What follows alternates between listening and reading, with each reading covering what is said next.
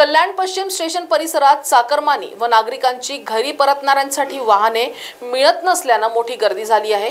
पालिका आयुक्तच्या आदेशानंतर वाहतूक कोंडी फोडण्यासाठी स्टेशन परिसरात वाहतूक पोलीस, आरटीओ आणि महानगरपालिकेकडून रिक्षा चालकावर सुरू आहे। संयुक्तिक कारवाई सुरू असल्याने परमिट नसलेले व कायद्याचे पालन न करणारे रिक्षेवाले गायब झाल्याने स्टेशन परिसर मोकळा झाला आहे।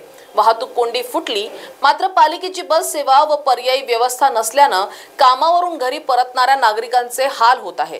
वाहतूक पोलीस उपलब्ध असलेल्या रिक्षा थांबवत घरी परतणाऱ्या चाकरमानांना त्या रिक्षात बसून घरी जाण्याची सोय करतोय।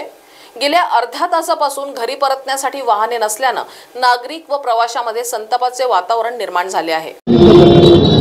4 दिवसापूर्वी आयुक्त मॅडम आणि स्थानिक पोलीस तसेच वाहतूक पोलीस व आरटीओ आमची एक संयुक्त बैठक झाली। त्याच्यामध्ये कल्याण स्टेशनवर जी वाहतूक कोंडी होते त्या अनुषंगाने बैठकीमध्ये निर्णय घेण्यात आला की आरटीओ स्वतः हजर राहतील व वाहतूक पोलीस आणि स्थानिक पोलीस असे तिघं मिळून आणि केडीएमसीचे अतिक्रमण विभागाचे लोक असे सोबत हजर राहतील व स्टेशनवर कारवाई करतील। त्या अनुषंगाने 4 दिवसापासून कारवाई सुरू झालेली आहे।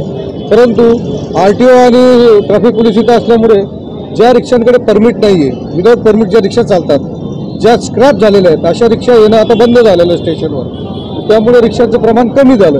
रिक्षांचं प्रमाण कमी झाल्यामुळे प्रवाशांना आता रिक्षा मिळत नाही वेळेवर। प्रवाशांचे हाल होतात की रिक्षा नसल्यामुळे त्यांना बराच वेळ उभं राहावं लागतंय। त्यामुळे माझी अशी एक मत आहे माझं की केडीएमसीने जर बसेस चालू केल्या जास्तीत जास्त खडकपाडा, भिवंडी, आरटीओ या साईडच्या जर बसेस चालू केल्या तर आम्ही आहोत तिथं आम्ही नियोजन करून बसेसमध्ये प्रवाशांना बसण्याची व्यवस्था करू शकतो।